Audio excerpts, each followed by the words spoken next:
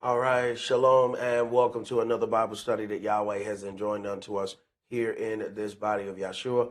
My name is Esaac ben Israel, and I'm the elder priest of the United Congregation of Israel. And I'm joined here by one of our other priests, Priest Mishael. Shalom, my brother. Shalom, Elder. All right, so we're going to first finalize our Holy Day calendar for the coming year. And I know people are already getting their requests for um, their PTO.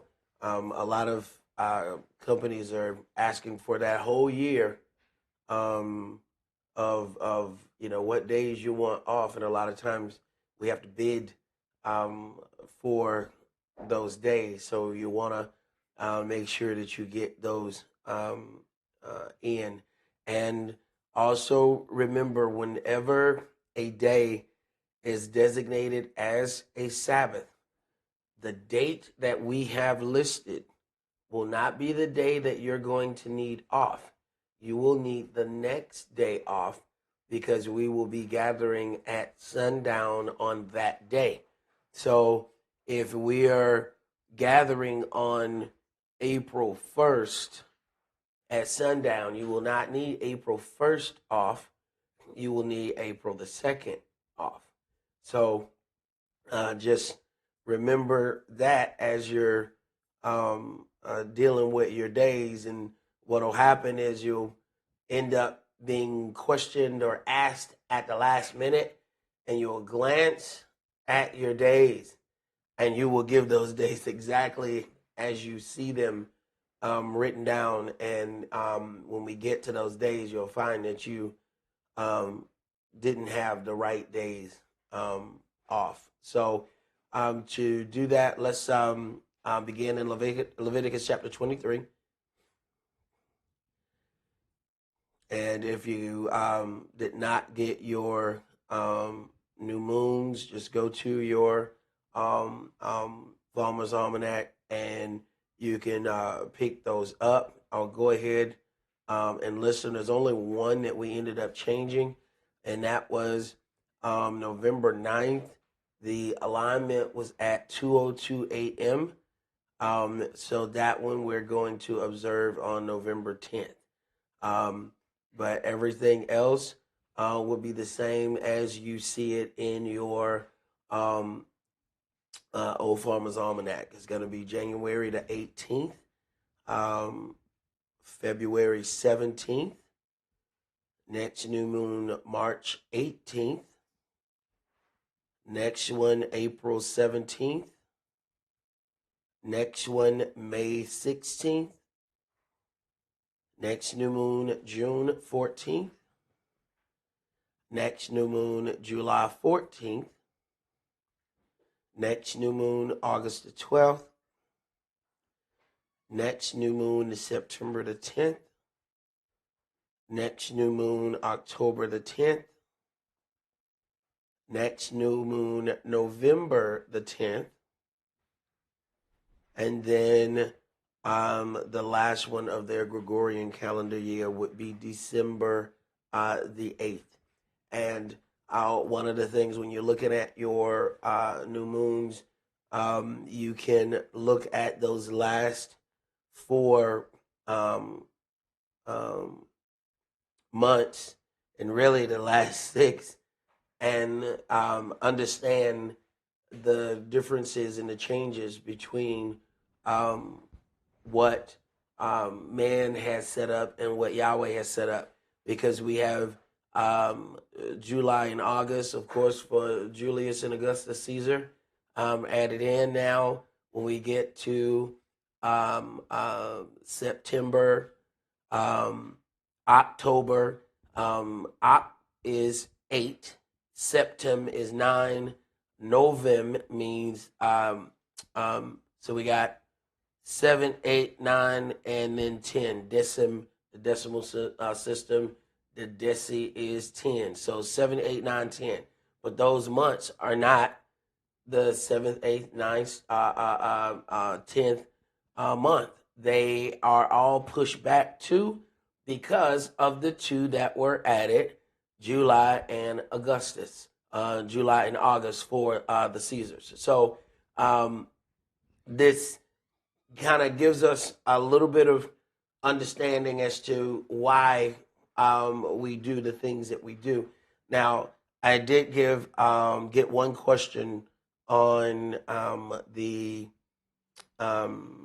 calendar as we've been going over it, and it was a very, very good observation. One of the things that once you get accustomed to counting, you kind of just automatically do some things, but there was something that I forgot to explain right there. It's like knowing how to get to grandma's house, but not being able to tell somebody how to get to grandma's house. Like, you can't leave out that turn by that big tree, but you know the turn by that big tree, but you didn't tell nobody to turn right by that big tree. So we're going to get to that here in a second. So Leviticus chapter 23, and I want you to start at verse 3. 6 days shall work be done, but the seventh day is the Sabbath of rest and holy convocation.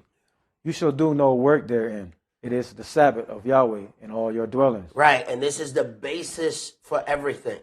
When I first began to read this, I used to wonder, okay, he's going to go into the Holydays, but so why is this unnecessary sentence here? But it is very necessary. This is why we have a 7-branch menorah and not a 9. All right, we right off the rip, he tells you what the basis of all this is. So when you have people who they observe some of the things from this book, we have various sects or groups within, Hebrew Israelite culture, Messianic Judaism, people who call themselves Christians. A lot of times they will then say, those holy days were for, the Jews. And our first thing in Leviticus 23, 6 days shall work be done, but the seventh day is the Sabbath of rest and holy convocation. Wait a minute. This is based on his setup and makeup of the earth. So I always ask people, whether what part of the book you believe in. I ask them, are you on earth or not? Well, then the Sabbath is supposed to be observed by you. I mean, if you don't want to keep that, then go to Mars or something like that. But everything that's here is, and maybe that's why they always trying to go to outer space. You know what I'm saying? Maybe they believe that there's, that Yahweh's judgment won't go past, this, creation. So maybe that's what the key is. But it's pretty clear that this is not something that is based on just Israel. Israel is the group of people that Yahweh decided that he was going to deal with, the people that are going to represent him on this earth, which means that those people are going to have a pretty heavy weight over them. We just think that when Yahweh says, these are special and peculiar people unto me, that then, whoever has the most money must be those people. We don't understand the weight, the responsibility that goes along with carrying the holy name of Israel. We're still too busy fighting over the name of Yahweh, not really understanding who it is we are named after. That's rather interesting. But go ahead, brother, keep reading. These are the feasts of Yahweh, even holy convocation, which you shall proclaim in their seasons. And the 14th day of the first month at evening is Yahweh's Passover. All right, so then our Passover, what we're going to do is, we know that the new moon was on the March the 18th when we look at our list there. And then we're going to go and count. So March 18th, and this is how we get to the question that we're going to get to. March 18th at sundown is the first day. So then we count all the way down, and we get to The 14th day would then be March 31st. So our Passover will be March 31st, and we are finalizing this tonight. All right? This is our final. Okay? So you can write these down and make sure that you prepare yourself accordingly. Remember, if any days are deemed Sabbath, you will need the next day off, not that day that we are listing. Okay? So if the first in the 14th day is Yahweh's Passover, verse 6 says, and on the 15th day of the same month is the Feast of Unleavened Bread. So then, after we go from March 31st, the very next day, April 1st, is going to be the first day of the Feast of Unleavened Bread, and that is a Sabbath. Okay? That is a Sabbath. No matter what day it lands on, it is a Sabbath. So, know that then we're going to need to have April 2nd off. Okay? So now we have the 15th day. So we have 2 days now. We have March 31st, which is Passover. We have April the 1st, which is the first day of the Feast of Unleavened Bread. But it says something here. Start reading at verse 7 and read 7 and 8 for me. In the first day you shall have an holy convocation. You shall do no servile work therein, but you shall offer an offering made by fire unto Yahweh 7 days. In the 7th day is an holy convocation. You shall do no servile work therein. All right, so if the first day is a Sabbath, and that's April the 1st, we're going to do 7 days. We count down. That then gives us April the 7th as the 7th day of the Feast of Unleavened Bread, and it is also a Sabbath. Okay? So we have those. Then we go to go ahead. Verse 9. And Yahweh spake unto Moshe, saying, Speak unto the children of Israel, and say unto them, When you be come into the land which I give unto you, and shall reap the harvest thereof, then you shall bring a sheaf of the first fruit of your harvest unto the priest, and he shall wave the sheaf before Yahweh to be accepted for you. On tomorrow, after the Sabbath, the priest shall wave it. All right. So then what we do is go to that Sabbath where the Feast of Unleavened Bread was. That is April 1st. Then the morrow after that would be April the 2nd. That will be the Feast of First Fruits. So then we have March 31st is Passover. April 1st is first day of Unleavened Bread, a Sabbath. April 2nd is the Feast of First Fruits. April 7th is the Feast of Unleavened Bread, the 7th day, which also is a Sabbath. All right. So now we're going to jump down to verse 15, and we're going to deal with the Feast of Weeks. And you shall come unto you from tomorrow after the Sabbath, from the day that you brought the sheaf of the wave offering. 7 Sabbaths shall be complete. All right. So then it says from the morrow after the Sabbath, from the day you brought the wave offering. That wave offering was on the 2nd. All right. So if we go to April the 2nd, the next Sabbath is April the 4th. So we're starting from April the 4th. That is our starting point. Go ahead. Even unto tomorrow after the 7 days shall you number 50 days, and you shall offer a new meat offering unto Yahweh. All right, so this one, it's unto the morrow after the 7th Sabbath shall you number 50 days. And this is something, we had a email here. It says, when counting the 7 Sabbaths from the day you first made the wave offering, on Thursday the 2nd, would Saturday the 4th be considered the first of 7 Sabbaths? Yes. So that part is correct. When counting the 7 Sabbaths, including the 4th, I get May 16th as the 7th Sabbath. Now, you got to go that week before you count. The very first one is your starting point, not your first Sabbath to count.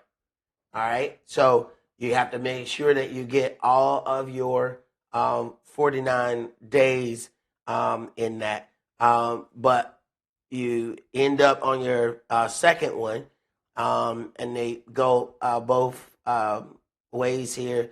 Let's see, they got 7 Sabbaths plus 1. Said if I count 49 days from the 4th, I land on May 23rd plus 1, making May 24th the start of the Feast of Weeks. Now, the reason why you went to the 24th is because there was a step that I left off here. Because we are counting, when we go from 7 Sabbaths, we're counting those days. Once you do it in your head, it's just, once you get accustomed to it, it's just automatic. It's like if somebody asks you like 1 plus 1, you don't need to pull out your calculator. You know what? Let me get my phone. 1 plus 1. You automatically know it's 2 without thinking because you've just done it so many times. Well, when we're counting these Sabbath, all the other days we deal with at sundown. But because we're talking about the Sabbath, that's actually Friday at sundown, not Saturday at sundown. So if you count Saturday at sundown and then add another day, you're pushing 1 day past. So we count really when we're doing that, because we're counting the 7 weeks, we can count Sabbath that day so that we're going down each one, our Sabbath 7, 7, 7, 7, all the way to 49. And then we get Saturday night for our Feast of Weeks or Pentecost, because that night begins the next day. We don't go and count from the ending of the Sabbath because we're counting 7 Sabbaths. It's not the Sabbath on Saturday night. It's the Sabbath on Saturday. So we have from Friday night to that Saturday. We're counting 7 of those. That night starts the next day. And that was something that I did not say when we were counting that. So thank you, Sister Tina, for that that whole question there, because I realized I left out that turn at Grandmama's house. I just expected you to end up at Grandmama's house without telling you to turn at that tree. But that's how you know where how to do that. But I've just done it so many times. You just do it automatically and know, all right, on this one, you back up right there on that one, because we're not going to the next day. It will always be, Pentecost will always be on Sunday. This is why we would say if the Christian count was right there, and we've had days where they kept Pentecost on the exact same day that we did.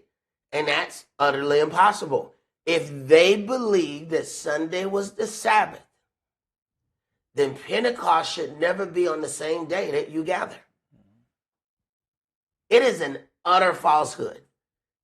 And it is so crazy, because this is the equation to get that. So that means they had to know when Passover was, even though they didn't keep it. They knew when Passover was, but they kept Easter. All right.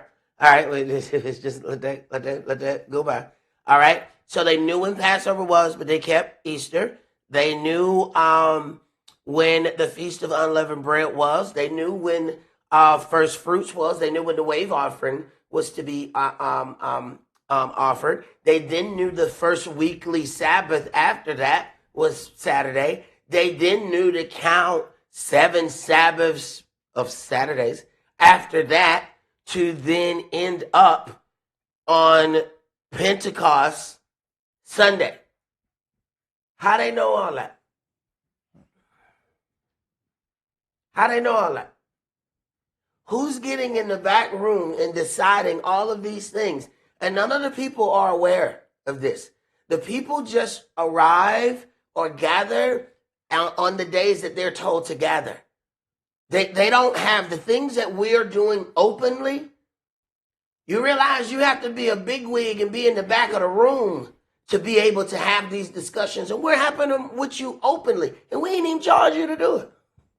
You gotta be somebody to go in the back to have this discussion. And this is why we don't really appreciate some of the things that we have. Sometimes when people offer stuff to you free, you believe that it doesn't have a value because we didn't charge you for it. Do you understand how valuable this is? This has value.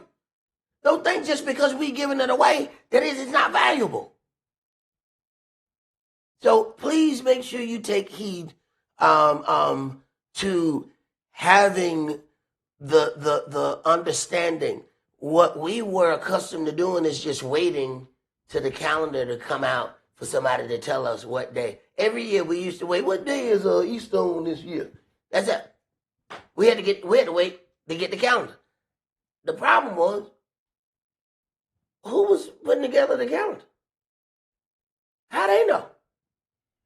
But every year we always had to wait for somebody to tell us. Your understanding and practicing this, you are able to figure these things out or compute these things on your own. That is valuable. There's one thing to give a man fish. It's something altogether different to teach that man how to fish. Now he will never go hungry. All right. Let's go. Now let's go to Leviticus 23 and 23. And Yahweh spake unto Moshe, saying, Speak unto the children of Israel, saying, In the 7th month, in the 1st day of the month, shall you have a Sabbath, a memorial of blowing of trumpets, and holy convocation. You shall do no servile work therein, but you shall offer an offering made by fire unto Yahweh. All right, so all we have to do on this one is go back to our new moons, starting from our first one of March 18th, and we're going to go down to the 7th one, and we get to September. So September the 10th, that new moon, then is going to be the Feast of Trumpets. So that is the only new moon that is a Sabbath.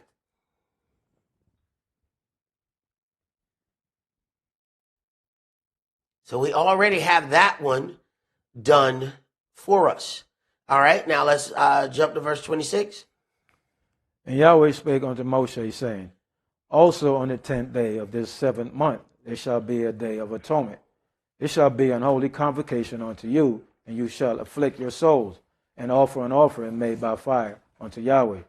And you shall do no work in that same day, for it is a day of atonement to make an atonement for you before Yahweh your Elohim. All right, so then this is also going to be a Sabbath. We go in, it says on the 10th day of this 7th month. So the first day of this 7th month was the 10th. So if we start counting from there, and we go to the 10th day, we get to the 19th. So September the 19th at sundown will be the Day of Atonement. So that means if we were working, we're going to need September the 20th off, not September the 19th. We will gather September the 19th on sundown, but we will need the next day off. All right?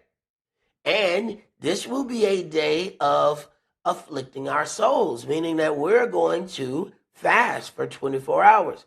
If you are having to work, and sometimes you just can't get off, I understand. It is going to be a very difficult fast if you are made to continually do the things that you normally do at work. For one thing, we are creatures of habit, and we don't really consider that, every time we get by that third shelf in the break room, we have that snack. We got a snack that we have every time when we get back there. You will have 9 hours, 10 hours, and you know that you're fasting, and walk around the wrong corner, and before you know it, you done chewed half of whatever that was before you realize, no, I didn't. So you want to try to get out of your normal habits on those days, because it will end up getting you caught up right there. So we got that. Now let's jump to verse 33. And Yahweh spake unto Moshe, saying, Speak unto the children of Israel, saying, The 15th day of this month shall be the Feast of Tabernacle for 7 days unto Yahweh. All right, so if we just go right there, the 15th day of this month. Now, the 10th day of the month was the 19th. So then we know we're going to start from there, and we know then the 15th day of this month is going to be on September the 24th. So that's going to be our first day of tabernacles. All right? And it says on the first day shall be a holy convocation. So we know that that's then going to be a Sabbath. And if that's the case, we know that we're going to then need September 25th off from work. All right? Go ahead, keep reading. 7 days you shall offer an offering made by fire unto Yahweh. On the 8th day shall be an holy convocation unto you. And you shall offer an offering made by fire unto Yahweh. It is a solemn assembly, and you shall do no servile work therein. Mm-hmm. These are the feasts of Yahweh, which you shall proclaim to be holy convocation, to offer an offering made by fire unto Yahweh. All right, so let's stop right there. If we had the Feast of Tabernacles starting on the 24th, so then it says it as a feast of 7 days, but then on the 8th day is a holy convocation. So that means it's a Sabbath. So we count from the 24th, 1, 2, 3, 4, 5, 6, 7, and the 8th will be October 1st. So the Tabernacle's 8th day is October 1st, and that will be a Sabbath as well.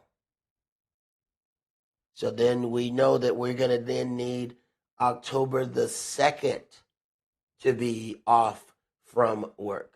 So that is our final count for the 2026 Gregorian calendar year. This is our Holyday calendar.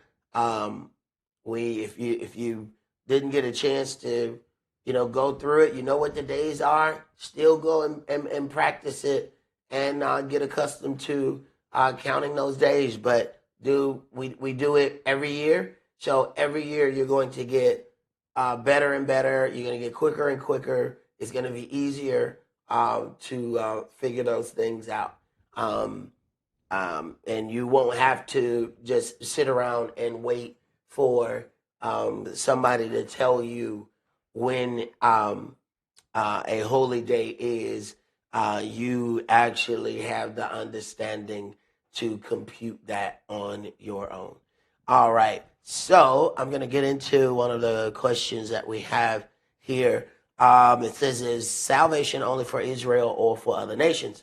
According to scriptures that I've read, I see no evidence that Yeshua came to save them, period.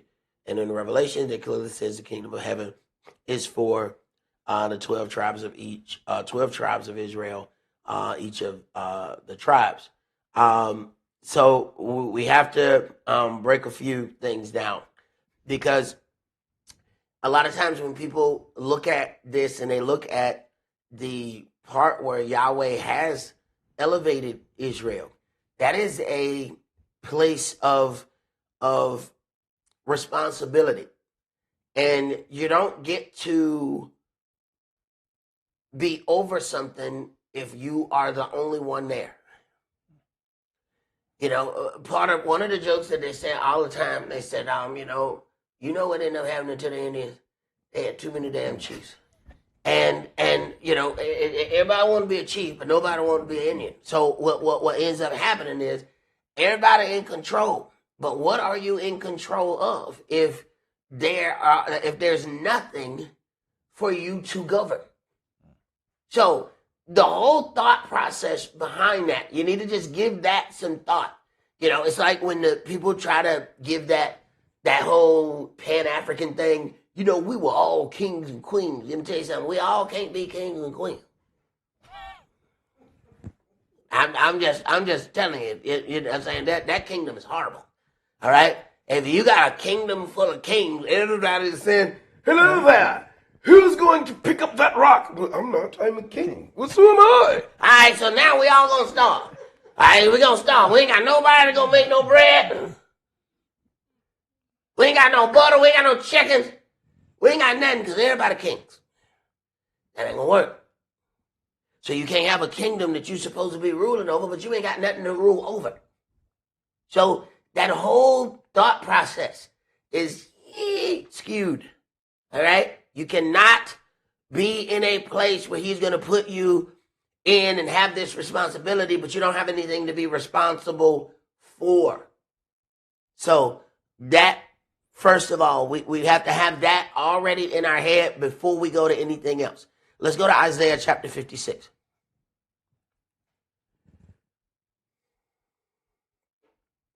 And let's start that at verse 1. Thus said Yahweh, keep you judgment and do justice, for my salvation is near to come, and my righteousness to be revealed.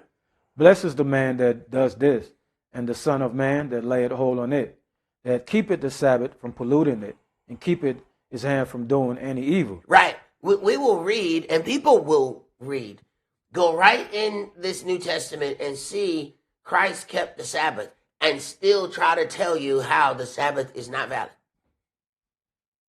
It is one of the most amazing things ever, how we can be kind of indoctrinated on something, see it right in front of our eyes.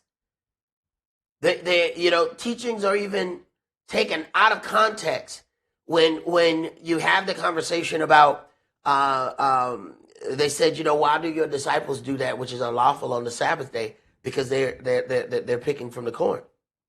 He automatically goes to the priests profane the Sabbath and are held blameless. He's telling them that these men are teaching, they are spreading the word, they are priests. So you have one where people don't want to acknowledge the whole existence of a priesthood, but he could have easily said, because people claim everything is nailed to the cross, he could have easily said, I'm going to nail this Sabbath to my cross. He could have easily said that. Why is it that we don't hear those words?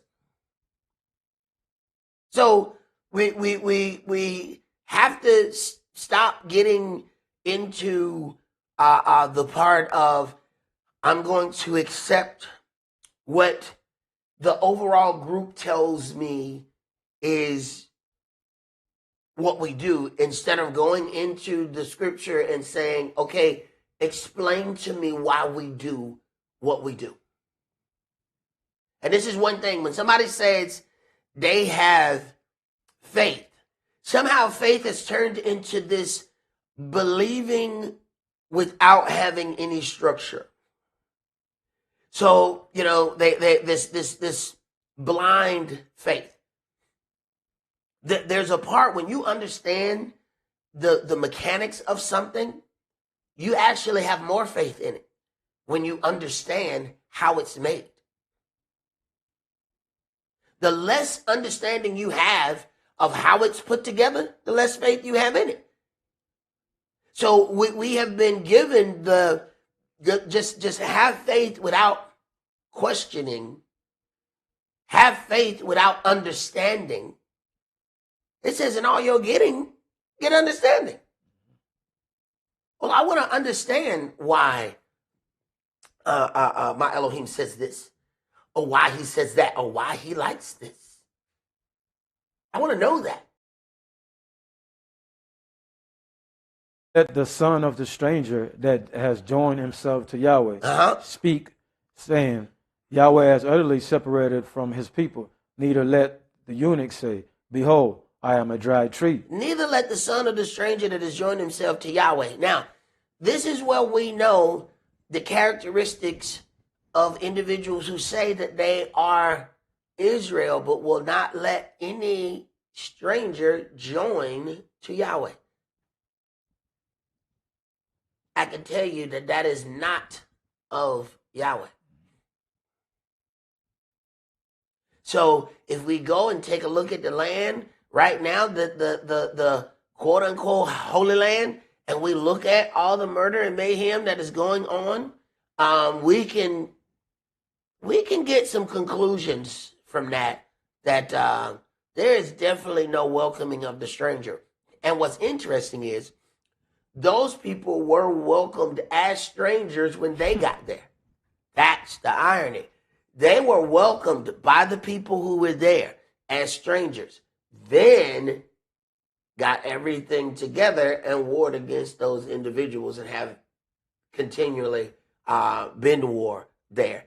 But the children of Israel, authentic, ethnic children of Israel, are supposed to love the stranger. That's what our book tells us. Go ahead. For thus said Yahweh unto the eunuchs that keep my Sabbaths and choose the things that please me. Stop. How can you choose the things that please him, but you don't know what pleases him? We spend more time trying to find out what please our spouse than what please our God.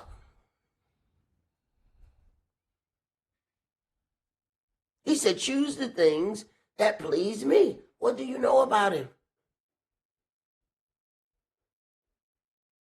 Go ahead. And take hold of my covenant. Even unto them will I give in my house and within my walls a place and a name better than the sons and daughters. I will give them an everlasting name that shall not be cut off. Now, listen to what it says, verse 4. For thus says Yahweh unto the eunuchs that keep my Sabbaths. Wait a minute. He's still dealing with, we're talking about a future kingdom, and he's still dealing with the Sabbath. Yet, people want to tell you they don't know when the Sabbath is. Yet we have all of these people who have degrees in divinity. They have degrees in this. They PhD this. They have a doctorate in that. They have all of these things, but yet we can't count to 7.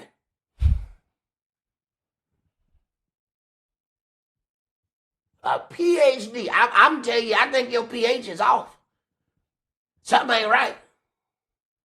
If you got all of that and you can't figure out how to get to 7, something not right. That means we're deciding. You don't get that much understanding and not be able to count to 7. That means you made a decision. Go ahead. Verse 6. Also the sons of the stranger that joined themselves to Yahweh to serve him and to love the name of Yahweh, to be his servants, every one that keepeth the Sabbath from polluting it and taketh hold of my covenant. Wait a minute. So the stranger who wants to take hold of it, if they will take hold of that Sabbath, deal with it correctly, grab a hold to that covenant, they will be accepted. So anybody who fights that, you're fighting against the will of the Most High. You're going against the Spirit. So that whole thing of Yahweh is only going to accept Israel, you're fighting against the will of Yahweh. And I don't know what kind of future you're going to have deciding we're going to go head to head with Yahweh. Go ahead. Even them will I bring to my holy mountain. Wait a minute. He going to bring them to his holy mountain. Now we got folks that standing on the mountain with ID cards. We got DNA checks. We got all kind of stuff going on at the mountain. We got folk that gonna have them a tube with a test, seeing what color the pH. And you know what? You don't look Israel. Get on out of here. No, that's not what I'm reading. Go ahead.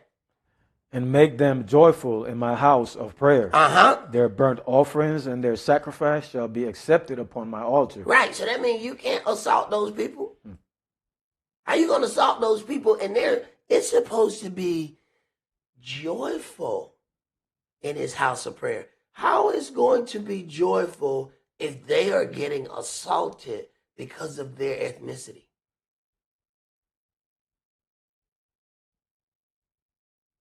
We kind of forget when Yahweh says, let us make man in our image, just because what might have been made first doesn't mean that that's the only thing that he's going to respect.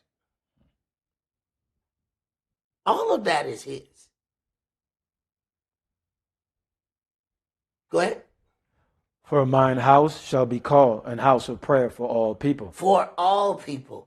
Not some people, not a house of prayer for the 12 tribes, but a house of prayer for all people. All right. Go ahead and read that next verse.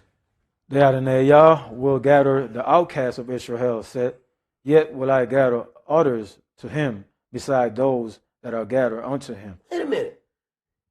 If we say anything other than this, we're basically taken out Yahweh's desire and put in our own. The Adonai Elohim, which gathers the outcasts of Israel, saying, yet I will gather others to him besides those that are gathered unto him. Wait a minute. If no other nations can gather, we have a problem. Now we're going against the will of the Most High. How do you go into his setup and tell him how he gonna set it up? That would make us God then. And there's a serious problem with that. Let's go to Mark chapter 11.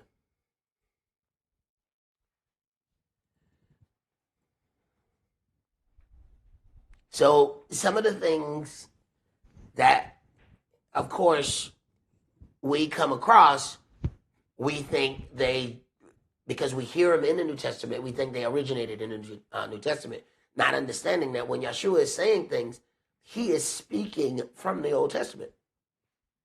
So Mark chapter 11 and start at verse 15. And they come to Jerusalem, and Yeshua went into the temple and began to cast out them that sold and bought in the temple, and overthrew the tables of the money changers and the seat of them that sold doves. And I don't think people understand how controversial that would be today. Today, everything is for sale on their gathering day. So there's already a thing of saying, and one of the slick things that I hear, we keep every day holy. Every day was not set to be holy. Every day cannot be a day of rest. If you're resting every day, you are lazy. You are not holy. All right, let's go ahead and distinguish what we're dealing with. You can't rest every day and be holy. All right, he had the seventh day as a day of rest, and we're not dealing with. What happens is people take the holy part and they stay there. They like to take off the day of rest and change your focus. And if you allow the topic of the conversation to change to what day is holy, then you're already defending the wrong point. The point was to rest on the Sabbath. What day are you resting on? Don't tell me Monday holy, Tuesday holy, Wednesday holy, every day a holy day. No. Play that game somewhere else. Play that game somewhere else. What day are you going to rest? Because this is set up on his rest. So then when we look at the things that are pleasing unto him, this is the day he rested. So where is your rest day? And because we keep letting people change the focus to a so-called holy day, and not the day of rest, that they keep sliding by in this discussion. Put the accurate topic back to the discussion. Day of rest. Tell me what day it is. Don't tell me about Sunday holy and Monday holy and Tuesday holy. Don't tell me that. Play that game somewhere else. That's what we're end up dealing with. Now, keep reading. And will not suffer that any man shall carry any vessel through the temple. All right, so even if people believe that that was Sunday, why all those things for sale on Sunday? Why are you buying that collard green plate? That collard green plate ought to be free. Why are you selling? Why we got DVDs for sale? Why we got all of these things being sold? If you say it's a holy day, all right, let's just say I believe you and I say, let's let Sunday be the holy day. Why the hell y'all at Piccadilly afterwards? The line all out in the street. And then folk with their Sunday clothes on then look at you like, I went and served the Lord today. Well, you were one day late, but congratulations.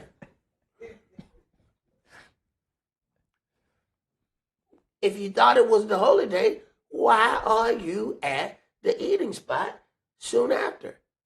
So we have these things where 1 minute we have this great understanding and then all of a sudden we don't have it anymore. Keep reading.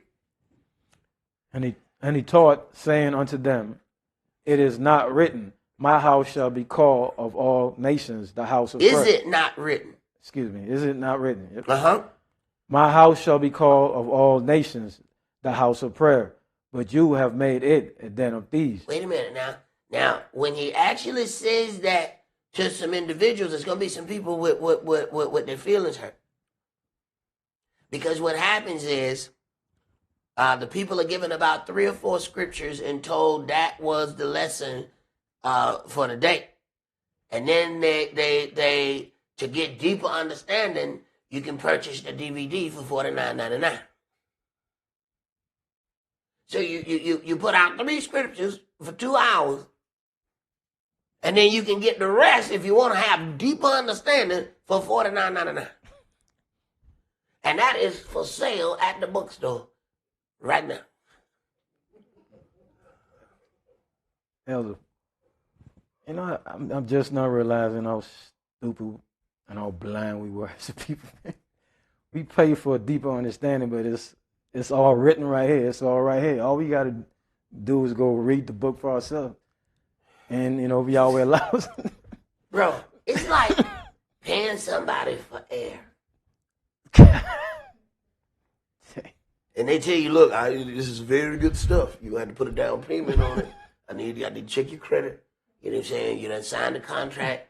All right, now we gonna run credit check. All right, you been approved for air. Okay, so what I need to do?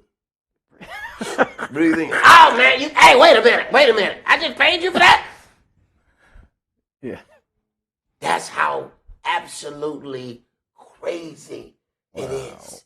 But you have to think, if you jump around and never even read one full scripture, you realize that you can go through this, you can run this charades forever.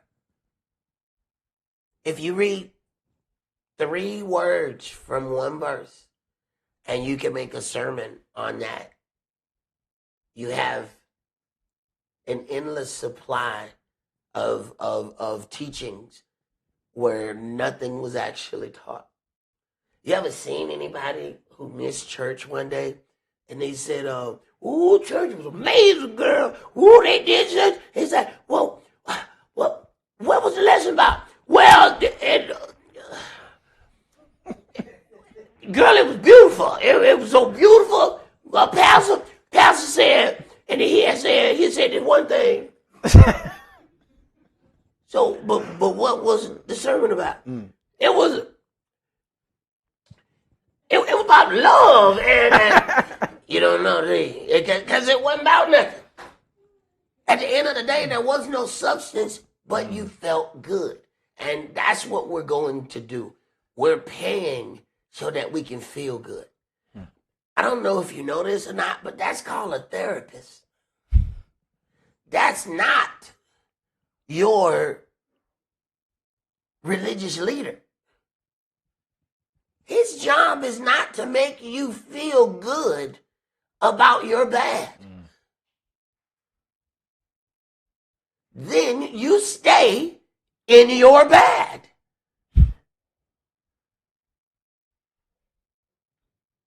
Okay. All right, let's go to Zechariah chapter 14. And that's what we want to do. We want to feel good about, these things. So, people will tell you, look, if you want to grow, you want to get, a lot of substance, you say these positive things and you will be able to grow your ministry. When in actuality, it's government grants that allow them to grow their ministry. This is why no matter how big a church has ever gotten, they have never been any kind of political force to be reckoned with at any election, at all of the things that you have here that people are so-called upset about. You have never seen a pastor who has gotten the people together and they have really done some real protesting and push forward. No, they do not get involved in things of that nature. So we have kind of turned a blind eye to what is really going on. Zechariah chapter 14, let's start that at verse 1. Behold, the day of Yahweh cometh, and your spoil shall be divided in the midst of you. For I will gather all nations against Jerusalem to battle. Now, when you first read stuff like this, you say, I don't see how, all nations will be moved to go against Jerusalem. A lot of things are changing right now.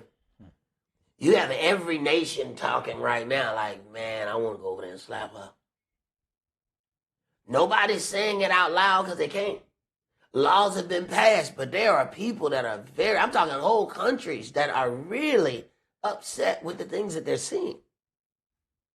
Go ahead. And the city shall be taken, and the houses rifled, and the woman ravished, and half of the city shall go forth into captivity, and the residue of the people shall not be cut off from the city. Then shall Yahweh go forth and fight against those nations, as when he fought in the day of battle. And his feet shall stand in that day upon the Mount of Olives, which is before Jerusalem on the east, and the Mount of Olives shall cleave in the midst thereof toward the east and toward the west. And there shall be a very great valley, and half of the mountain shall remove toward the north, and half of it toward the south. All right, so when you get into the book of Acts, and when they said, why stand you gazing here? The same way you've seen Yahshua go up, it's the same way he shall return. And they was on the mount called Olivet. So we have already the understanding of where he's going to return. Well, we got folks off in the woods in Michigan saying, I'm telling you, Jesus is in the cornfield.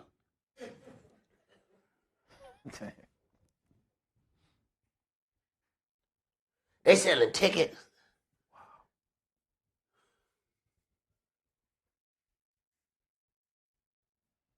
Every day we come.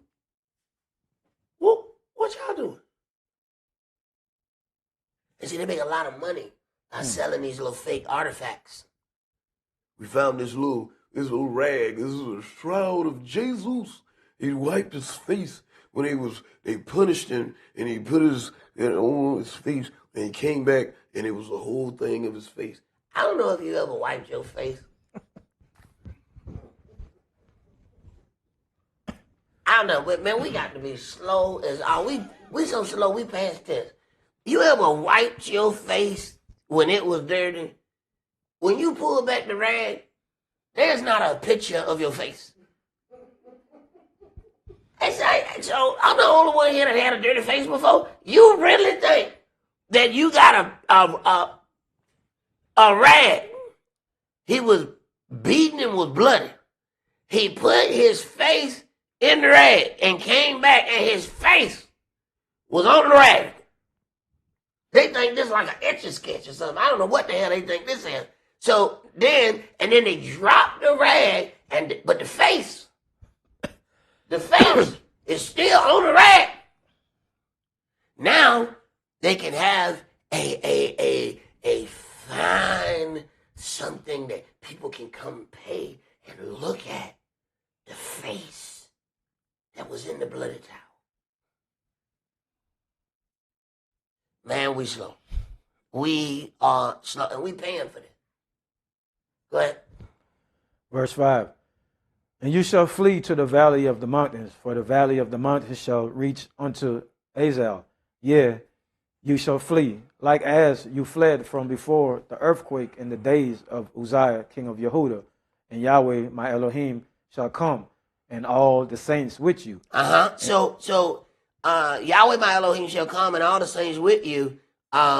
We're talking about a holy war going on, but yet we go into Revelations, we see the adversary, the devil, and his angels kicked out. Okay, then the battle that was in heaven then spills out to here.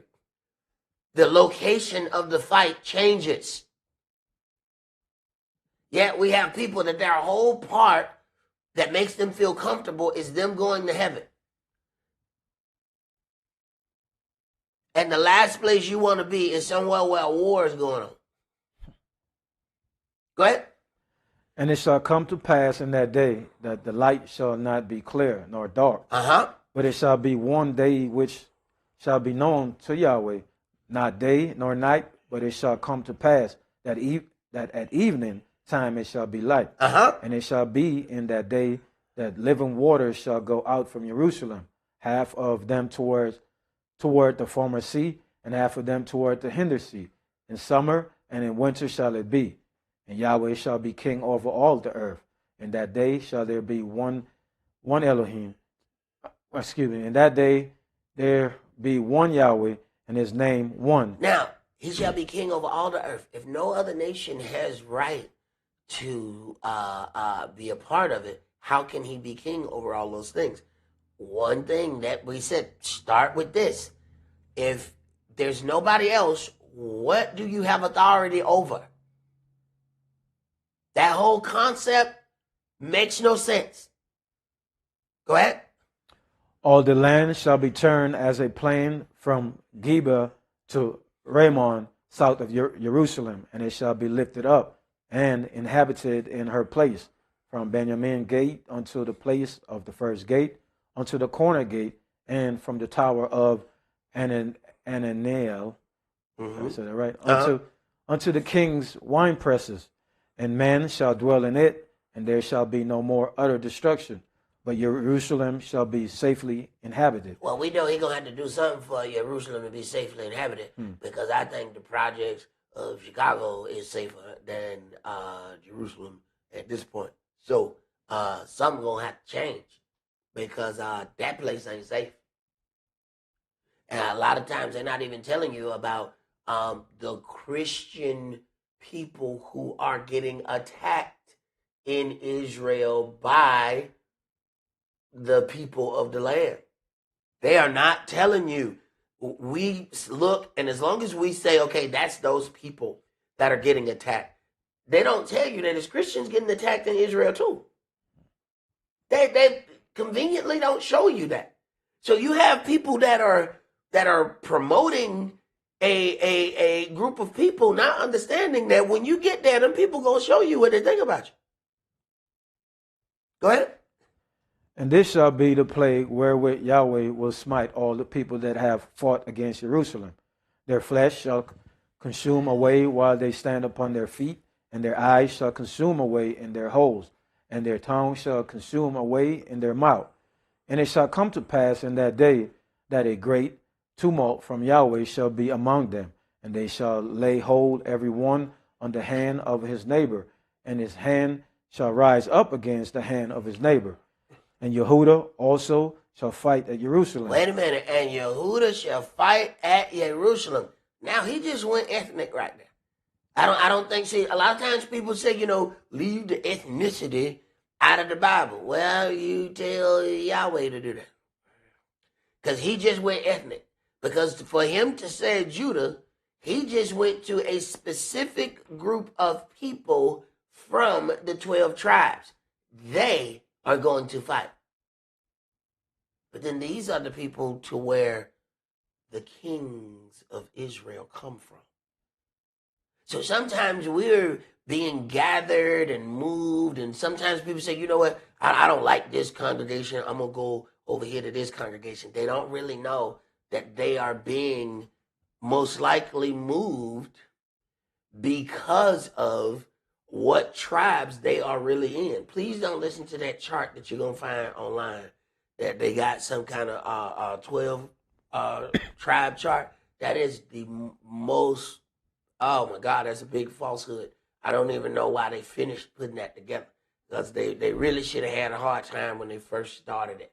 But the fact that they kept on going to complete that horrible atrocity that they call a tribal chart is absolutely amazing, and it is horrible.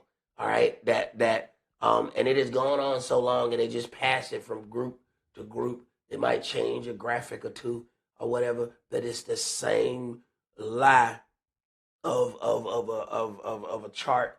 And the separations don't even make sense.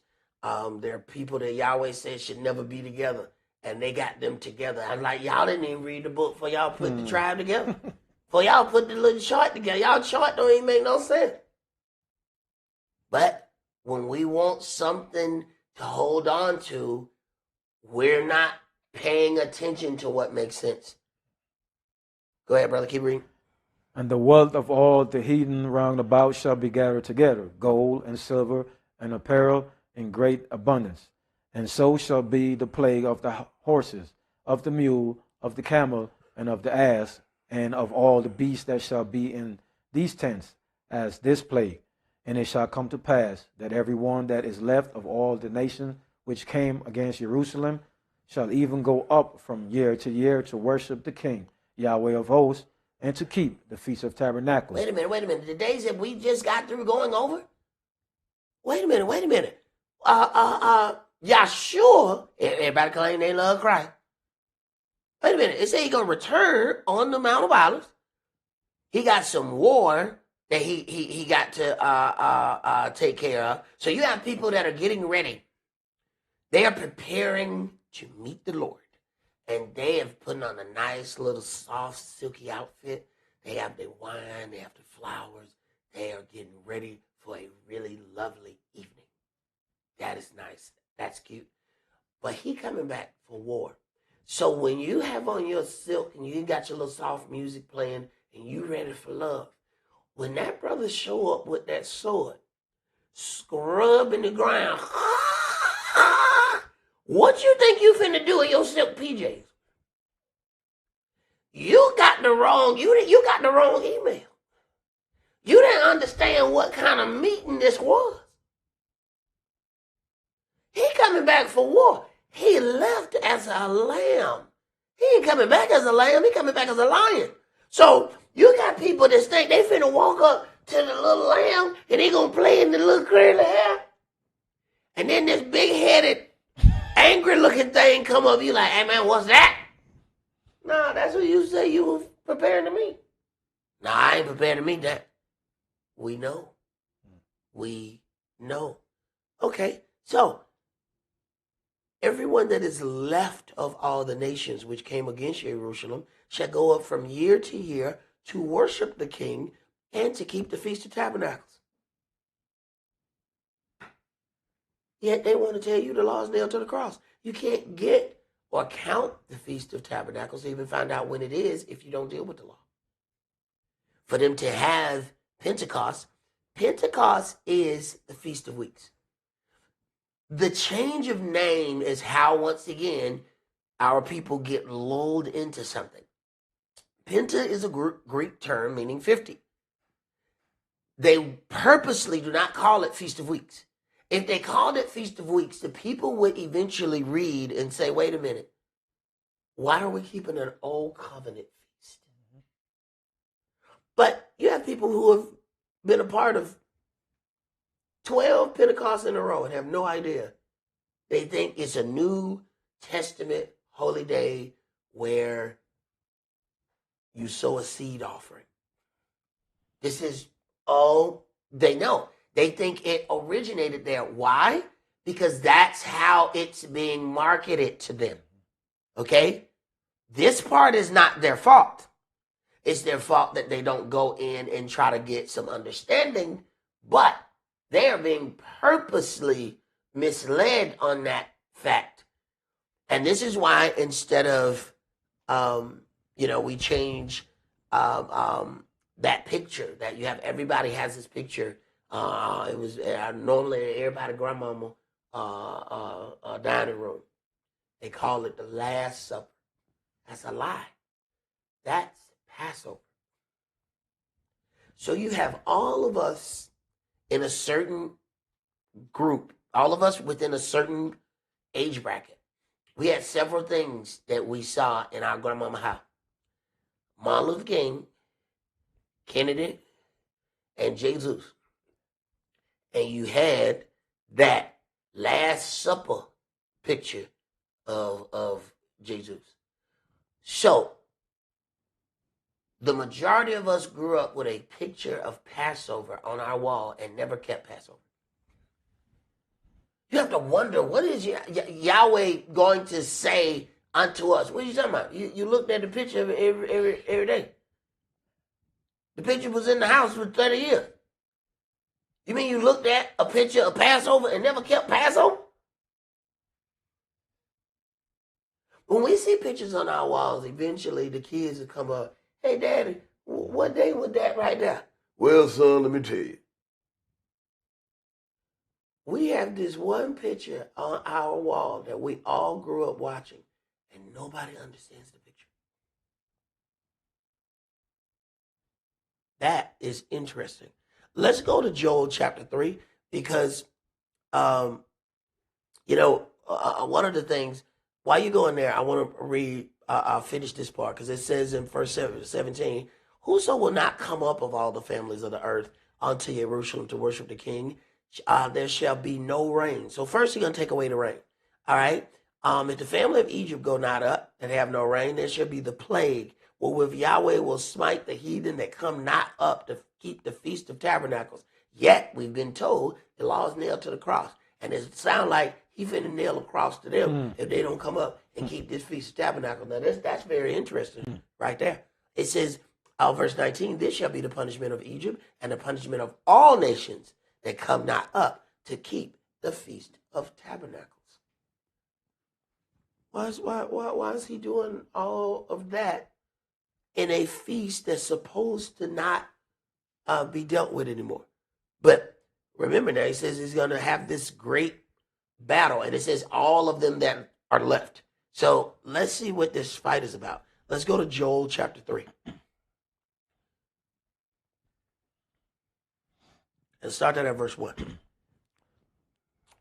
For behold, in those days and in that time when I shall bring again the captivity of Yehuda and Jerusalem. Wait a minute. If he's bringing again the captivity, he's causing the captivity to cease. So that is the subject matter right now. All right, go ahead. I will also gather all nations and will bring them down into the valley of Jehoshaphat and will plead with them there for my people and for my heritage Israel, whom they have scattered among the nations and parted my land. Stop.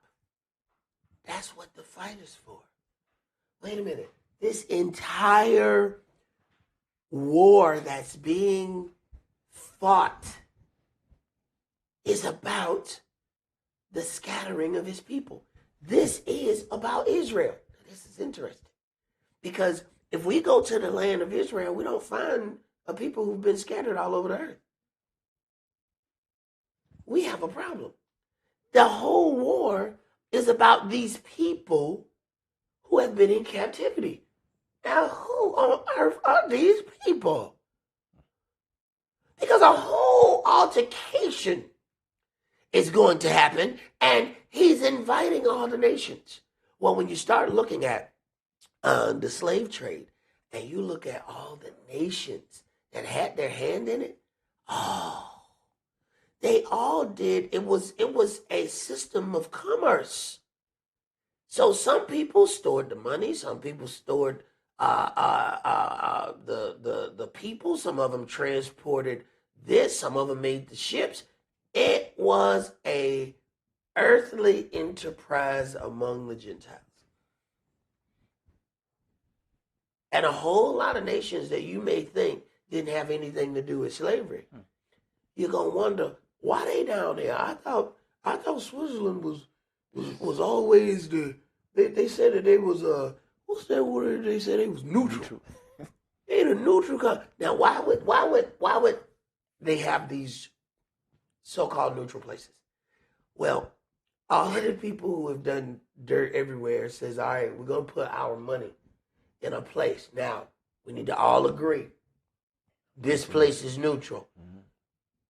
I'm evil, you evil, they evil, we all evil. But we're going to put our money over here. Now, nobody attacks this because this is where we put all our money. We'll war everywhere else, but we don't war here. Now, even amongst all of the criminal enterprises, they know don't attack this area because this is where we're going to set up and store our money. It's going to be surprising when Yahweh start calling up bankers. Now bring your calculator too. Come on. Now you coming to war too. Bring the calculator. Bring that book. You can do the numbers. I'm about to have you, boy. I'm about to have you counting. Come on. Yeah, it's a job for you here too. You're gonna find out they're not neutral. See? The people who fund an operation are more responsible than the individuals who are in it. Half of the people who are in the operation don't even understand what they're doing. Go ahead, brother. And they have cast lots for my people, and have given a boy for an harlot, and sold a girl for wine, that they might drink. Right. So this is what this whole battle of Armageddon is about. It is about these group of people who have been scattered all over the earth. Wonder who they are. They have been sold for trinkets, sold for wine. It says that they might drink. They had a miniseries on not too long ago called the Book of the Negroes, Book of Negroes. What was happening? They were selling the slaves for cognac. And we can't figure out why we like Cavassier to this day. It was sold for it.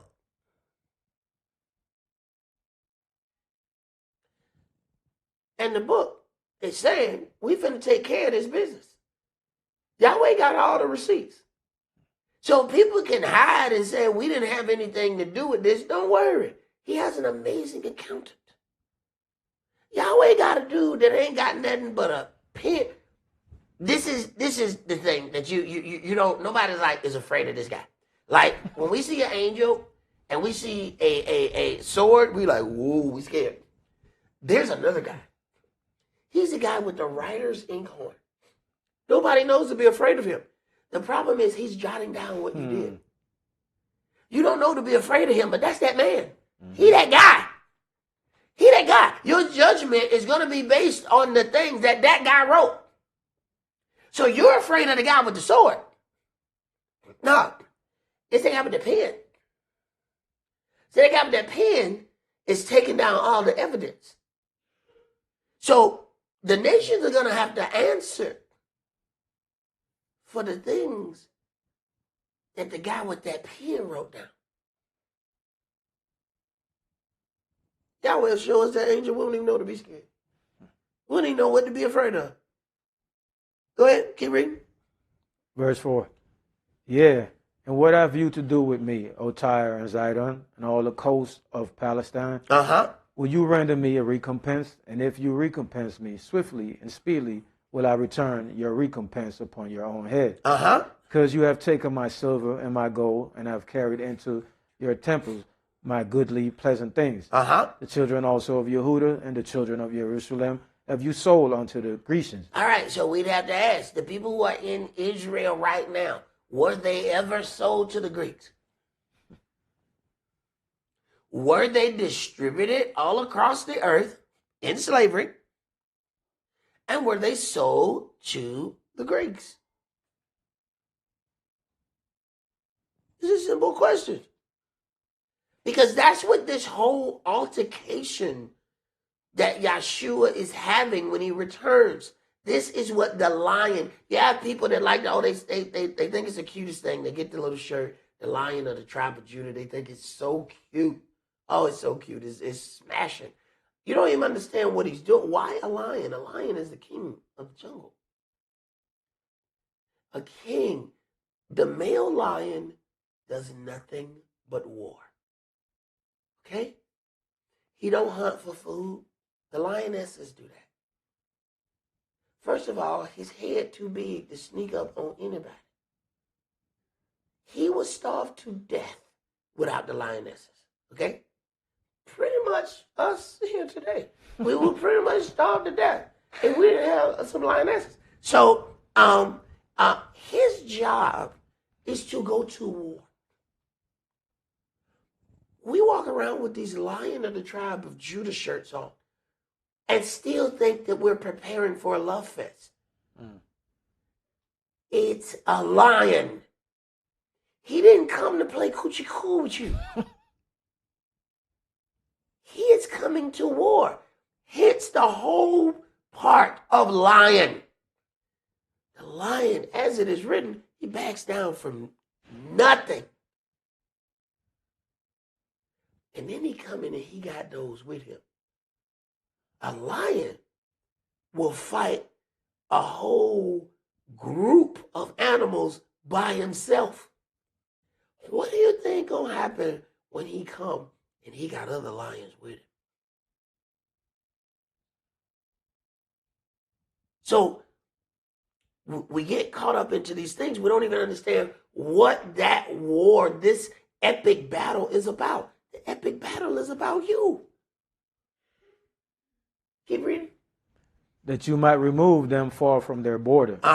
Behold, I will raise them out of the place whither you have sold them. Now, this is interesting. The place where you sold them. So you didn't just spread them out among the earth. You sold them.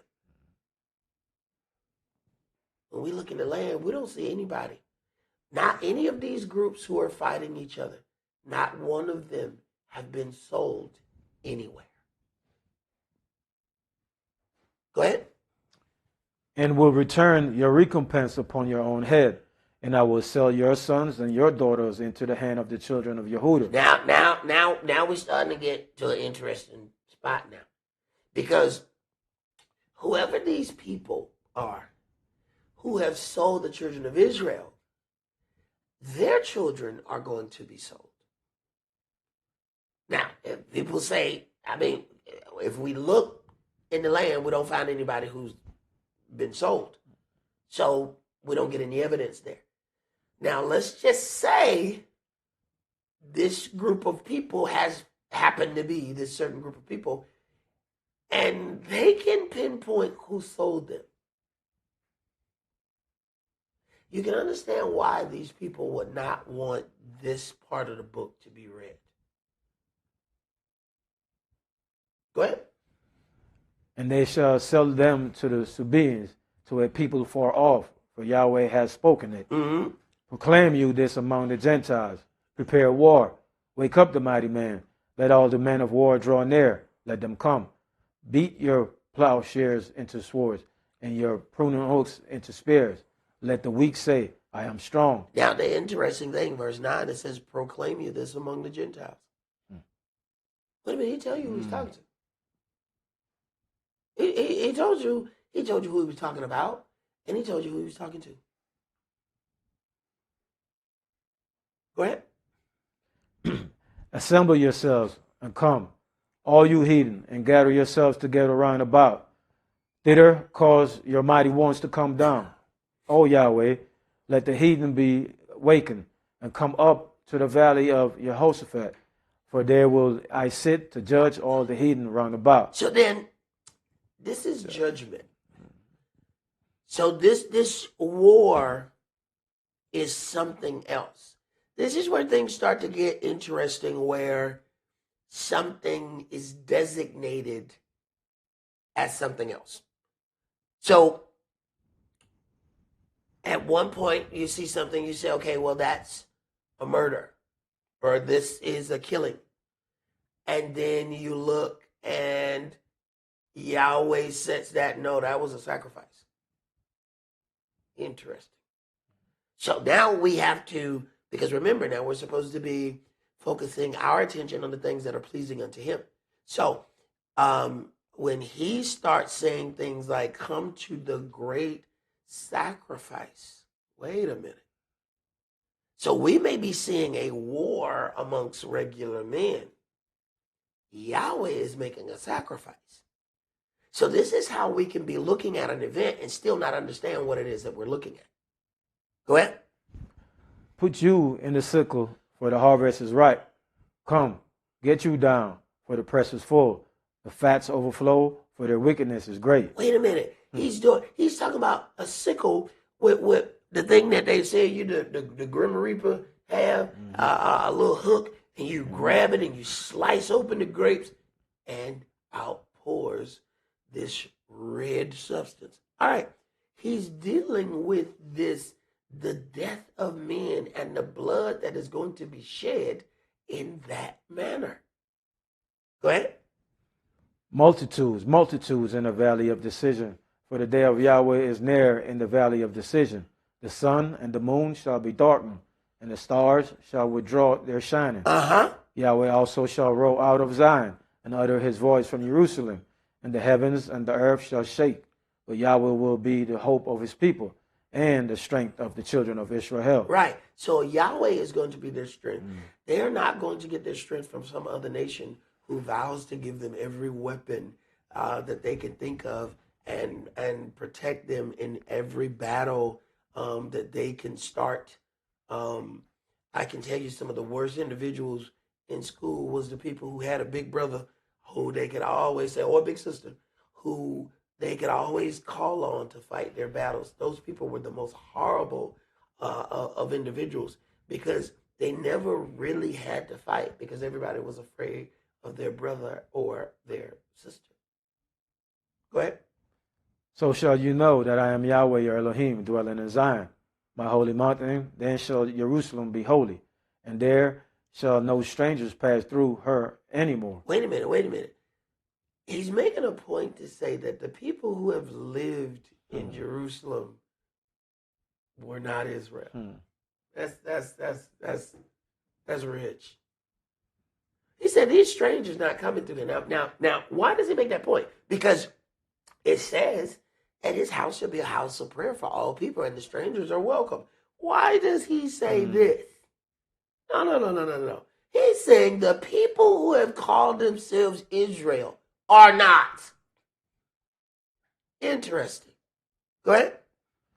And it shall come to pass in that day that the mountains shall drop down new wine, and the hills shall flow with milk, and all the rivers of Yehudah shall flow with waters, and a fountain shall come forth of the house of Yahweh, and shall water the valley of Shittim. Egypt shall be a desolation, and Edom shall be a desolate wilderness, for the violence against the children of Yehudah. Wait a minute. For the violence against the children of Yehudah. Now, he's telling you what the battle is about. So, at this point, there should have been a world war that everybody joined in to just like beat up on Germany. But the problem is we can't find any captivity or slavery there. So it's not going to match up the scripture, but theoretically that's what should be happening. And it can't happen because it just does not fit. Go ahead. because they have shed innocent blood in their land. Uh-huh. But Yehuda shall dwell forever in Jerusalem from generation to generation. For I will cleanse their blood that I have not cleansed. For Yahweh dwell in Zion. All right. So then now this event that may look like war is a sacrifice. And this is where things start to get interesting as to how does something change state from one thing to the other. Let's go to Genesis chapter 4.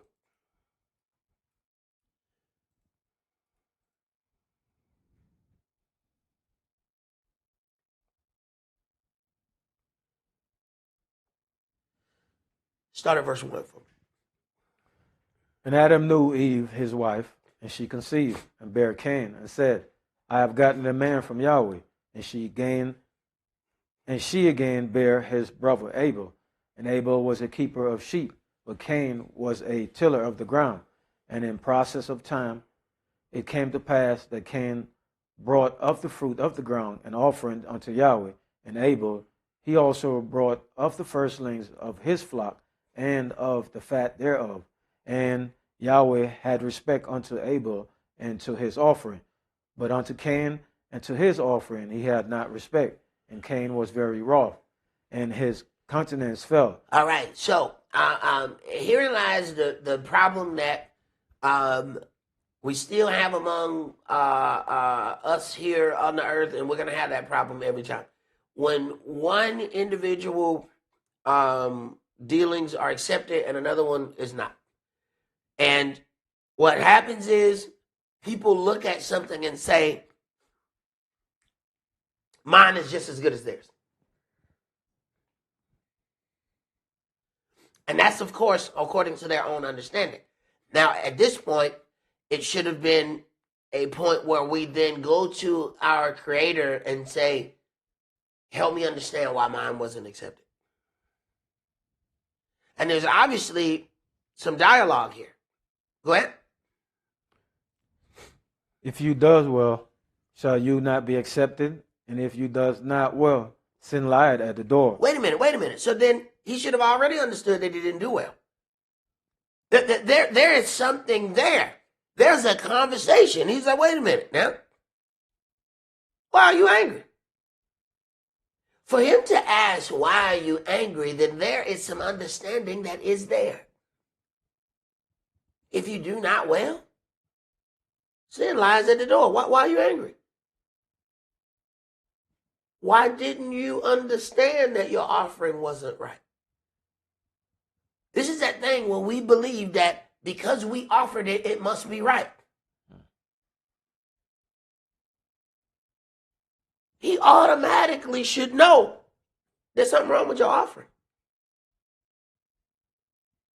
Go ahead. And unto you shall be his desire, and you shall rule over him. And Cain talked with Abel his brother. And it came to pass, when they were in the field, that Cain rose up against Abel his brother, and slew him. This is what they call a hater. And we all have haters, and people hate you for the darndest reason. You might be saying, I need to get this together. I need to get this together in my life. But somebody else is looking and saying, you got this together. You got this together. Now, you don't see yourself as having any of those things together. But somehow, in their eyes, you got it all together. And they are looking to catch you in the field so they can knock you right over your head. Because they don't believe that they can better themselves. But if they can make you worse, they believe that they have been made better by default. Go ahead. And Yahweh said unto Cain, where is Abel your brother? And he said, I know not. Am I my brother's keeper? So we have a lie and then an attitude. And this is us. We get defensive when you ask us stuff that we know we did wrong. Where your brother? I don't know. Am I my brother's keeper? No, you your brother's killer. Go ahead. Verse 10. And he said, what have you done? All right. What have you done? The question was rhetorical. He didn't really need the answer to the question. The question was for you, not for him. Go ahead. The voice of your brother's blood cried unto me from the ground. Wait a minute. This blood does something different. The blood talking to me. I know what you did. Go ahead. And now are you cursed from the earth, which has opened her mouth to receive your brother's blood from your hand. And when you tillest the ground, it shall not henceforth yield unto you her strength. A fugitive and a vagabond shall you be in the earth. And Cain said unto Yahweh, my punishment is greater than I can bear. What is always interesting is how the people who have no mercy always want to receive mercy. It is absolutely interesting. You know, this is just too hard for me. They had absolutely no mercy in any of the actions that they committed, but they want to receive mercy. Go ahead. Behold, you have driven me out this day from the face of the earth, and from your face shall I be hid, and I shall be a fugitive and a vagabond in the earth. And it shall come to pass that every one that findeth me shall slay me. And Yahweh said unto him, therefore whosoever slayeth Cain, vengeance shall be taken on him sevenfold. And Yahweh set a mark upon Cain, lest any finding him should kill him. And Cain went out from the presence of Yahweh and dwelt in the land of Nod on the east of the Eden. And Cain knew his wife, and she conceived and bare Enoch. And he builded a city and called the name of the city after the name of his son Enoch. Now, even after this murder, he goes on to be fruitful and multiply. Let's go to Genesis chapter 9. Now, there is something that's said here. We have to consider something. As Cain commits this act, he's actually protected. Like, you're not able to kill him because of what he did. Which is interesting as you get further down into the story. Start Genesis chapter 9 and start at verse 1. And Elohim blessed Noah and his sons and said unto them, be fruitful and multiply and replenish the earth. And the fear of you and the dread of you shall be upon every beast of the earth, and upon every fowl of the air, upon all that moveth upon the earth, and upon all the fishes of the sea. Into your hand are they delivered. Every moving thing that liveth shall be meat for you, even as the green herb have I given you all things. But flesh with the life thereof, which is the blood thereof, shall you not eat. And surely your blood of your lives will I require. At the end of every beast will I require it. And at the hand of every man's brother will I require the life of man. Whoso sheddeth man's blood, by man shall his blood be shed. For in the image of Elohim made he man. All right. Now, it's interesting. That was not enacted upon Cain. Cain was protected from being slain, even though he was a slayer of man. So now we have whoso sheds man's blood, by man shall his blood be shed. For in the image of Elohim made he man. All right. So we have a setup, and then there are times when you get to looking at something and it has kind of evolved into something else. Let's go to Exodus chapter 2.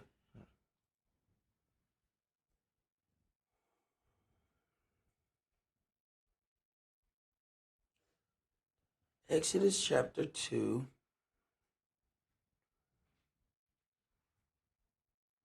Start at verse 1. And there went a man of the house of Levi, and took to wife a daughter of Levi. And the woman conceived and bare a son. And when she saw him that he was a goodly child, she hid him 3 months. All right, so even as Yahweh is working things, the ethnicity matters. Why does he even go to the point of mentioning that he's from the house of Levi? He's not just doing something here. Go ahead.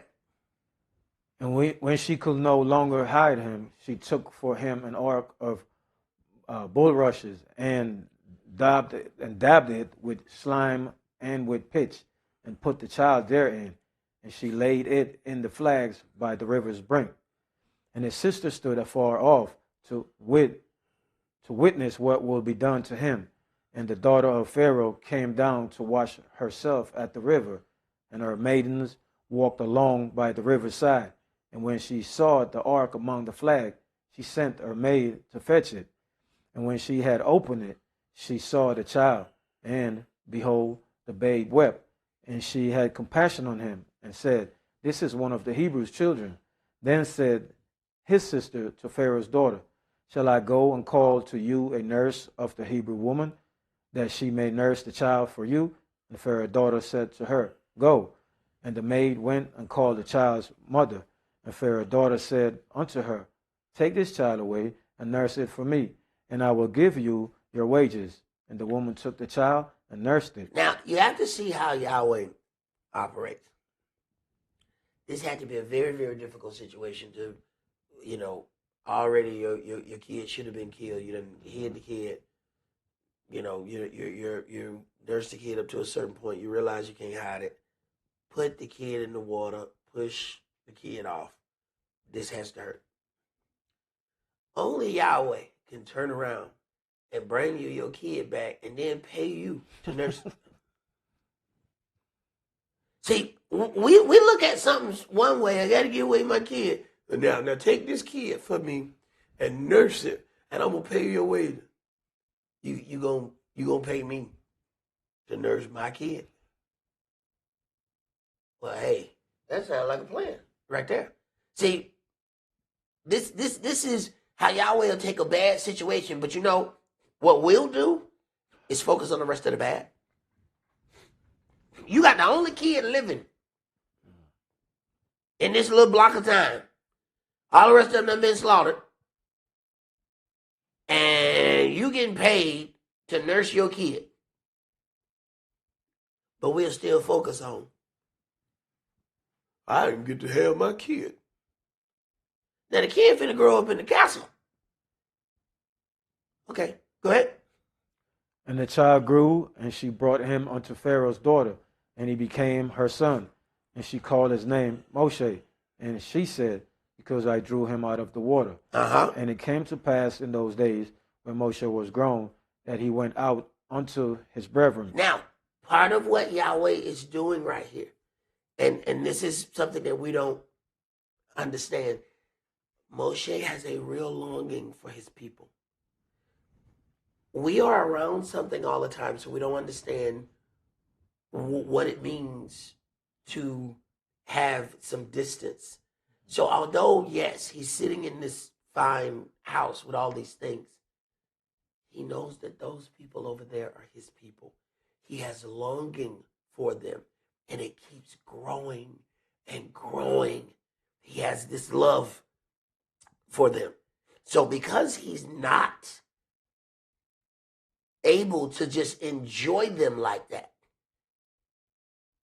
he has a little bit of a chip on his shoulder when it comes to them. All right? We are reading Moshe's childhood trauma. All right? This is what affects how we operate in our adult life, is that childhood trauma. All right? So we're dealing with his childhood trauma. Trust me, you got some too. Go ahead. And looked on their burdens, and he spied an Egyptian smiting an Hebrew. So how many times had he gone out to look at them and just feel sorry? Look at how they work. They be doing this all day. I got a dude who fans me. Like I got a human fan. Imagine telling the dude to speed up. And he got...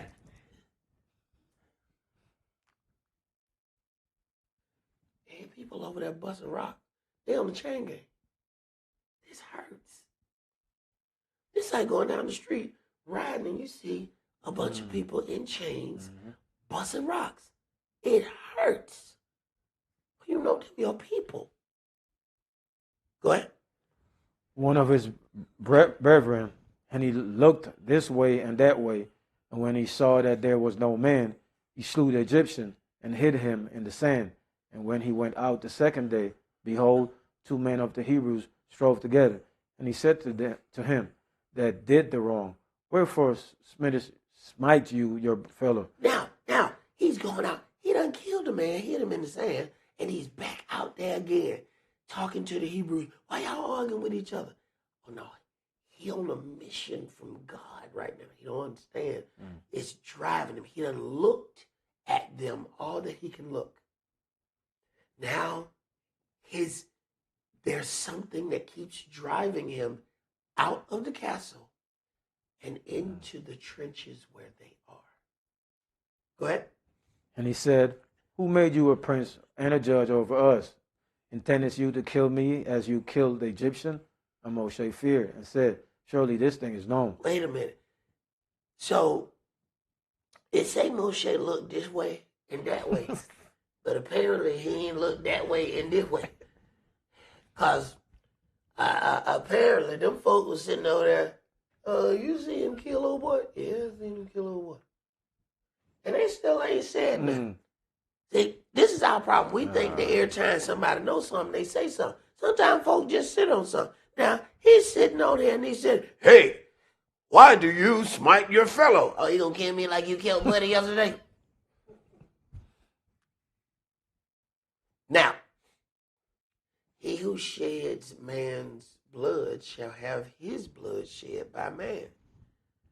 Why is that not attributed unto Moshe? This is where we start getting into things where you have to look at how he look at something. Why? Now, similar situation happened. Moshe has to flee. So it's like Cain. Cain has to go. He has to get up out of the garden. All right, Moshe got to run. Keep reading. Now when Pharaoh heard this thing, he sought to slay Moshe. But Moshe fled from the face of Pharaoh and dwelt in the land of Midian. And he sat down by a well. Now the priest of Midian had 7 daughters, and they came and drew water and filled the troughs to water. And filled the troughs to water their father's flock. And the shepherds came and drove them away. But Moshe stood up and helped them and watered their flock. And when they came to Ruel, their father. Now, whoa. Then he stands up and helped them. He ain't got enough of putting his doggone 2 cents in the people's business. Now, you saw somebody smiting the Hebrew, you done jumped up in there and killed him. Then you see somebody arguing, you done jumped in there. Hello, you guys, stop doing that, your brethren. Then you got to run out over here, and first thing, he over there, hey, y'all don't do that. That ain't right. It was something in Moshe. He is a savior, and he don't understand what is actually happening. But he did murder a man. How is it this murder is never dealt with within this book as far as punishment to Moshe? The question was said to him, who made you a ruler and a judge over us? He doesn't have the answer to that question. But later on, that question will be answered. Yahweh made him a ruler and a judge over them. He was not a ruler and a judge later. He was a ruler in there and a judge right there at that moment. He was a ruler and a judge, even though he's running for his own life. He's still a ruler and a judge. One of the things you have to think, this thing that was supposed to be said as being disrespectful to him really was a statement of his power. There are certain things that Yahweh gonna make somebody say to you, and it's gonna seem very disrespectful.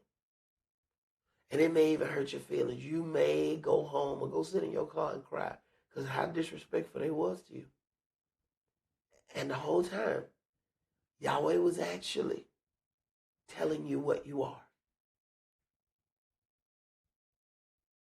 Who made you a ruler and a judge over us?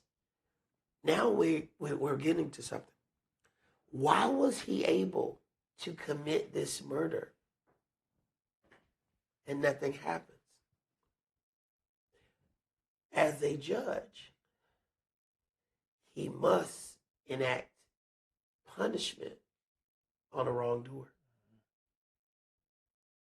He doesn't have an official title to man yet. His title only matters to Yahweh. So this is how we could witness something, but we still don't know what we're looking at. Because you don't know how Yahweh sees that individual. Somebody else might have done the same thing. Yet, something else happens to them. But he has a job. The interesting thing is, he's still being trained for his job. He's still in on-the-job training. But he still is who he is. Mm-hmm. When David was anointed as king, he's still running from Saul. He's king, but he's running for his life. But he's still king. You can say whatever you want to say about him. You can do all of that. But I tell you what, in Yahweh's eyes, he is the anointed king. Doesn't matter what you think, feel, and believe about it. So now you have a man who has committed a murder. But his murder is judgment. But you don't get that. Because, understand, there's going to be a lot more things that are going to come where he's going to have to do some very difficult things as a ruler and as a judge. Okay? He's going to have to do some very, very harsh things. Slam down the tables, grind it to powder, put it in the water, and make them drink it. He orders the Levites to go in and slay their own brother. They also go in and commit murder. Or is it murder? What? Because they were told, go. As they come down, they said, Yahshua said, I hear the sound of war. They ain't war. That's no their party. What I'm here. Go in and slay your brethren. Who will be on Yahweh's side? The Levites go in and slay their own brethren. Why were they not called right off the rip? We're talking about one of the first acts of the Levites was murdering their own brothers. Why are they not deemed as murderers? That was a sacrifice. There is now a part. This is why we have to come outside of where we're sitting and deal with something the way Yahweh deals with it. It says, when a land is defiled by blood, the only way to make an atonement for that land is by shedding the blood of him that defiled it. So when they come down, Yahweh said, all right, somebody got to pay for this. I got to shed some blood. Who all went to the party? See, folks don't want to tell you who all went to the party. Who all went to the party? I had drunk some punch, but I didn't dance. No. Who went to the party? Come on now. I had somebody sitting on top of the mountain watching. Don't lie. Who went to the party? All right. Some people who went to the party got to die. Somebody's blood has to be shed to make an atonement for this sin. So the very thing that Moshe did in the beginning, guess what? It's the same thing Moshe ended up doing in the end. He went right back to Egypt. Yahweh was giving him a prophecy of his life. Oh, you think that one Egyptian you killed gonna be something? You finna kill every Egyptian in every house. So if he was a murderer once, oh, he's a big time murderer. He's a big time murderer in the end. Now go and tell him that the firstborn of everything. Moshe killed cattle, goats dead. Mm-hmm. He's the firstborn of everything. So now, when you then look back at this untrained individual who just looked like he was following after his own heart and got caught up and killed a man, really he was beginning to stand in his place as a Messiah. Israel has been given multiple Messiahs. Israel is the only group of people who are looking for a Messiah. This is why people in the land of Israel ain't looking for no Messiah. They said, we got somebody to save us. Only the true children of Israel are actually waiting on a Messiah. So the way this was then dealt with, let's go into Deuteronomy chapter 19.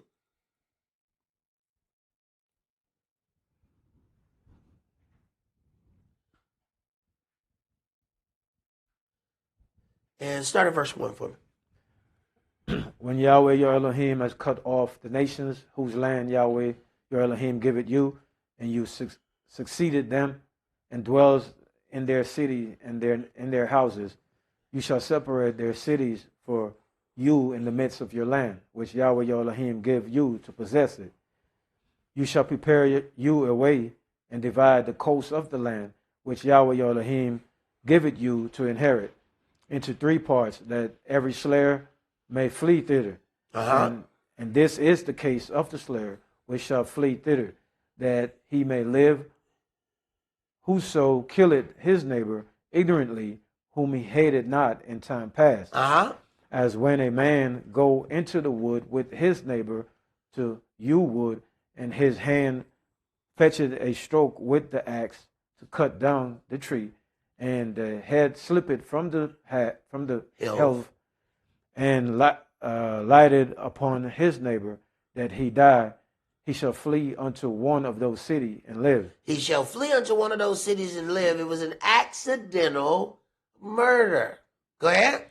Lest the avenger of the blood pursue the slayer, while his heart is hot, and overtake him, because the way is long, and slay him, whereas he was not worthy of death, inasmuch as he hated him not in time past. Okay, so then there are cities that must be set aside for cities of refuge for people who accidentally kill someone.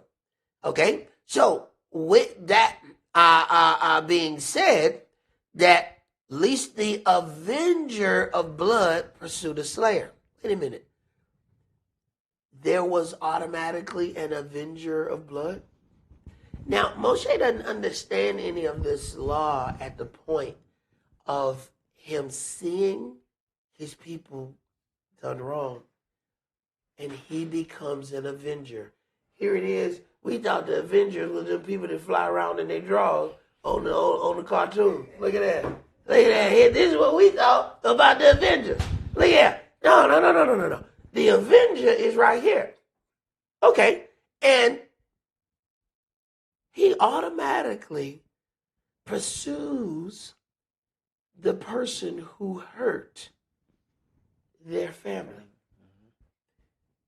Moshe just wakes up one day, and Yahweh has put all of this in his heart.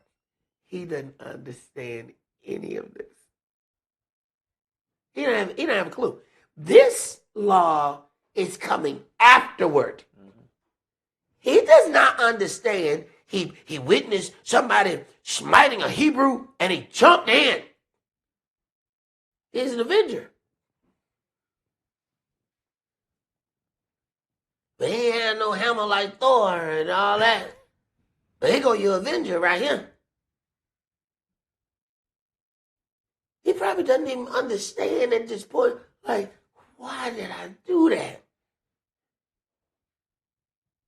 He has all of this happening because he has grown up in Pharaoh's house. Okay? But it's not time. He has to learn every facet of Pharaoh's life, every part of their worship, everything. Why? Because as a judge and a ruler, he's going to be able to watch them people way off. Hey, stop that right now. Why? Because I know what you're finna do. You finna put that with that with that. I'm not even finna let you get that far. Put it down. He understands the worship practices better than the children of Israel. And we kept mimicking the worship of the Egyptians. He actually knew the worship practice of the Egyptians, having to grow up as an Egyptian. So there are times that we'll look at something and we'll say, this is a murder or this is such and such. But we have to sit back and trust me, there's several other levels that we have to go on this to fully get into it, but we don't have the time right now. But just take that piece and look at the difference between how you look at that. To the children of Israel at that point, Moshe was just a murderer. Mm-hmm. He wasn't a savior. He wasn't a Messiah. He wasn't an avenger. Later on, when you have some understanding, you know that all of these things was just in his heart out of nowhere, and he can't stop it. He just got in trouble the day before. Most people have common sense. After you done murk somebody, lay low. Don't go finding more problems. You just murked the brother yesterday. Don't go over asking questions. Hey, man, why y'all doing this? Bro, why ain't you laying low? We know you murked somebody yesterday. But when you are being driven, Yahweh said, behold, I have sent an angel to lead you in the way. Don't provoke him. Who's to say that angel wasn't the one? All right, now beat him. All right, now go here. Because we assume that the angel comes in when we know about it. Mm-hmm. That's when we think anything exists. We think, it started on the 15th. Why? Because that's the day I found out. You think you the beginning. But the question is, how long was that angel there? Did that angel just show up? Because understand, he's being led to the wilderness to marry the daughter of a priest. Yahweh is even picking his wife in exile. So when did the angel show up?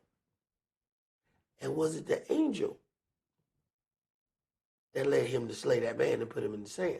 Because it's the angel that said, all right, step back.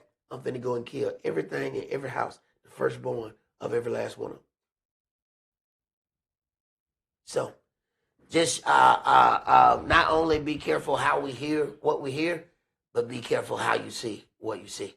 That's all that we're going to do for tonight. Make sure you take all of the things concerning these holy days. Go ahead and request your days off. Remember, the day that we have, you need the next day off if it's designated as a Sabbath. All right, we're going to rise and face the east.